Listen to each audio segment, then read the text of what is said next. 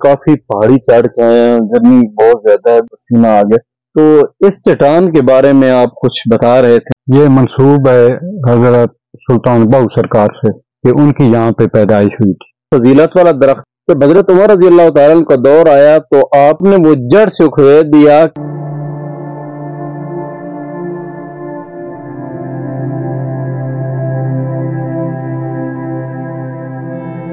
आज हम हज़रत पीर मेर अली शाह साहब के मादर इल्मी में मौजूद थे, तो वहाँ पर मौजूद बुज़ुर्ग ने बताया कि यहाँ एक पत्थर की बड़ी चट्टान है। इस चट्टान के साए में वली कामिल हज़रत सखी सुल्तान बहू रहमतुल्लाह अलैह की पैदाइश हुई थी। हमने मौका से फ़ायदा उठाया और यहाँ के मकामी गाइड मोहतरम सईद अहमद साहब, जो यहाँ की तारीख़ पर काफ़ी महारत भी रखते हैं, हमारे साथ हो लिए। हमें यहाँ का मुकम्मल विज़िट करवाने की हामी भर ली। नाज़रीन, हम आज मौजूद हैं अंगा के मकाम पर। ये अंगा वादी सून से कैसर के इलाका में है। हम जा रहे हैं वली कामिल हज़रत सखी सुल्तान बहू की जाहे पैदाइश देखने।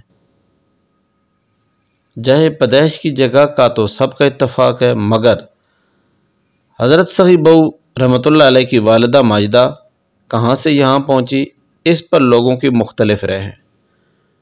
बाज़ का कहना है कि हज़रत बहू रहमतुल्लाह अलैह की वालिदा माजिदा अफ़गानिस्तान से सफ़र करके जंग की तरफ जा रही थी, तो अंगा के मकाम पर पहुंची तो आपको दर्द ज़ा शुरू हुआ, तो आपने एक बड़ी चट्टान का सहारा लिया, तो हज़रत सखी सुल्तान बहू रहमतुल्लाह अलैह की पैदाइश हुई।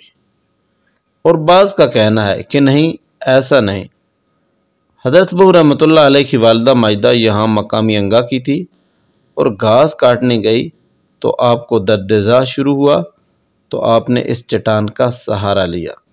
इसके अलावा काफ़ी रवायात मिलती हैं, मगर हमारे गाइड मोहतरम सईद अहमद का कहना है कि हज़रत बहू रहमतुल्लाह अलैह का सारा ख़ानदान मकामी अंगा का था।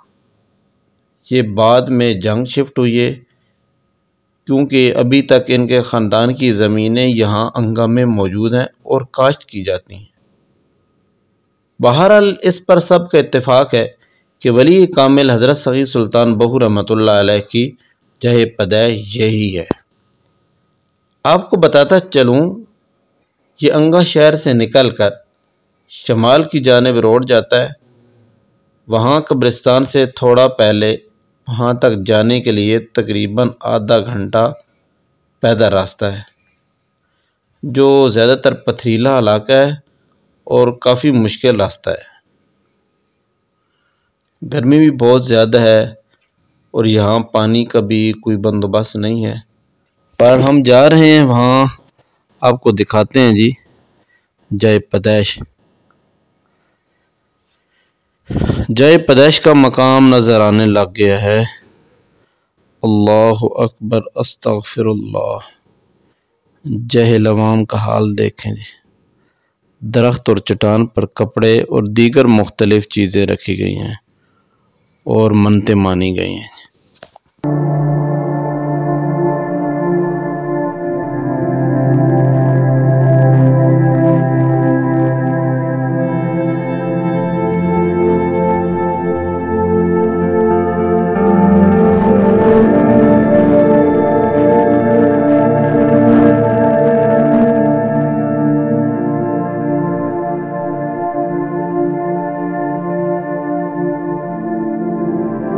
सही साहब, हम काफी पहाड़ी चढ़ के आए हैं, गर्मी बहुत ज्यादा है, देखो पसीना आ गया। तो इस चट्टान के बारे में आप कुछ बता रहे थे हमें, जरा हमारे नाजरीन को वो बता दें। ये इसको दिल शरीफ का नाम दिया गया है।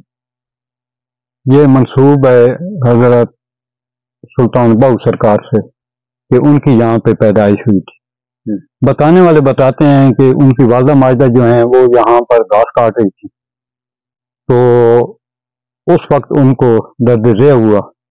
अब उनके के लिए कोई और नहीं थी, ये झाड़ियाँ वगैरह उस वक्त इतनी नहीं थी, तो उनके लिए कोई और नहीं थी। उन्होंने अल्लाह ताला से दुआ की कि या अल्लाह मेरे लिए कोई पर्दा पैदा फरमा दे। तो यहाँ पर ये दिल जो है उनके लिए, ये छोटा पत्थर था, उनकी दुआ से अल्लाह ताला ने उनके लिए ये और पैदा की, ये बड़ा हो गया। اس کی اوٹ میں حضرت سلطان بہو سرکار کی پیدائش ہوئی، جس وجہ سے اس کی زیادہ مشہوری ہوئی۔ اب جتنے بھی زائرین آتے ہیں جو دربار پہ آتے ہیں یا عرس شریف پہ آتے ہیں یا ویسے وہ حاضری دیتے ہیں تو وہ دل شریف پہ ضرور آتے ہیں، اس کی یہ حقیقت ہے۔ حضرت عمر رضی اللہ تعالیٰ عنہ کا دور حکومت تھا، تو آپ کو پتہ چلا کہ وہ جو درخت ہے جس کے بارے میں حضرت عثمان رضی اللہ تعالیٰ عنہ کو جب پتہ چلا کہ آپ صلی اللہ علیہ وسلم کو خبر یہ اڑا دی کہ حضرت عثمان کو شہید کر دیے گئے، تو آپ صلی اللہ علیہ وسلم نے جو ہے وہ اس درخت کے نیچے بیٹھ کی تھی صحابہ سے کہ ہم حضرت عثمان غنی رضی اللہ تعالیٰ عنہ کے خون کا بدلہ لیں گے اور ہم جہاد کریں گے۔ تو صحابہ نے آپ کے ہاتھ پہ بیعت کی تھی، تو وہ بڑا مشہور درخت ہے جس کا ذکر قرآن میں بھی ہے کہ لقد رضی اللہ عن المؤمنین اذ یبایعونک تحت الشجرہ، بڑی فضیلت والا درخت ہے۔ لازمی بات ہے اس کے نیچے صحابہ جیسی ہستیاں اور آقا نامدار حضرت محمد عربی صلی اللہ علیہ وسلم شاف محشر جیسی ہستیاں اس درخت کے نیچے بیٹھی تھی۔ جب حضرت عمر رضی اللہ تعالیٰ عنہ کا دور آیا تو آپ کو پتہ چلا کہ لوگ اس کی زیارت کے لیے آتے ہیں، تو آپ نے وہ جڑ سے اکھیڑ دیا کہ ایک وقت ایسا آئے گا کہ شاید لوگ یہاں سجدے کرنے لگ جائیں۔ تو ہم یہاں آئے ہیں، اس میں کوئی حقیقت ہے، اس میں شک نہیں ہے کہ حضرت پیر سلطان بہو رحمۃ اللہ علیہ کی یہاں پیدائش ہوئی ہے، ان کی والدہ محترمہ جو ہے وہ یہاں آئی اور پردے کے آڑ کے نیچے حضرت سلطان بہو رحمۃ اللہ علیہ کی پیدائش ہوئی۔ تو اب کیا سمجھتے ہیں کہ یہاں پھر وہ شرک والا سلسلہ نہیں شروع ہو جائے گا کہ لوگ آئیں گے، چاٹا چٹائی شروع ہو جائے گی، منتیں لوگ شروع کر دیں گے؟ آپ کا ذہن کیا کہتا ہے اس بارے میں؟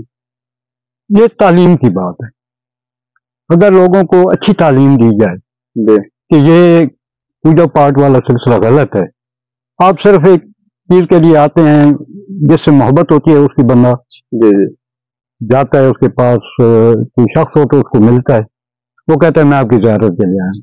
زیارت کا مقصد یہ ہوتا ہے کہ اس کو دیکھنا، دیکھنا ٹھیک ہے۔ جیسا کہ آج ہم آئے ہیں، ہمیں پتہ چلا ہے، ہمارے دل میں بھی ایک طلب ہوئی ہے کہ جناب ہم عمرہ کے اندر آئی ہوئی ہیں، ایک بہت بڑا نام تھا حضرت سلطان بہو رحمۃ اللہ علیہ، اور ان کے شعر جو ہیں وہ بھی بڑے مشہور ہیں، اللہ تعالیٰ کی طرف متوجہ کرنے والے ہیں کہ جناب اتنی بڑی ہستی، ان کی جائے پیدائش ہے، ہم جاتے ہیں ادھر حاضری دیتے ہیں، آج آئے ہم نے دیکھا، لیکن جیسے ہی ہم نے دیکھا تو ہمیں وہ چیز یاد آ گئی تھی۔ اللہ تعالیٰ کو جب پتہ چلا کہ لوگ زیارت کے لیے چل پڑے ہیں تو آپ کو بھی اس چیز کا خدشہ ہوا کہ کہیں ایسا وقت آ جائے کہ لوگ جو ہے اس کی پوجا پاڑنا شروع کر دیں۔ تو اسی لیے جو ہے وہ آپ بھی جناب جب انگا کی دھرتی پہ کبھی آنا ہو تو ویسے سپیشل تو چلو نہیں، تو جب بھی آئی ہوئی ہوں تو یہاں بھی آپ تشریف لائیں۔ یہ جگہ ہے حضرت سلطان بہو رحمۃ اللہ علیہ جس جگہ پہ پیدا ہوئے، ان کی والدہ محترمہ نے یہاں ان کو جنم دیا، بہت بڑا نام ہے۔ تو لیکن خدارا ایسی چیزوں کو آ کے جو ہے نماز روزی کی پابندی کریں، جو احکام ہیں وہ صحابہ کو بھی معاف نہیں ہے، نماز زکوٰۃ حج جو احکام ہیں وہ ان کو معاف نہیں ہے، تو ہمارے لیے بھی معافی نہیں ہے۔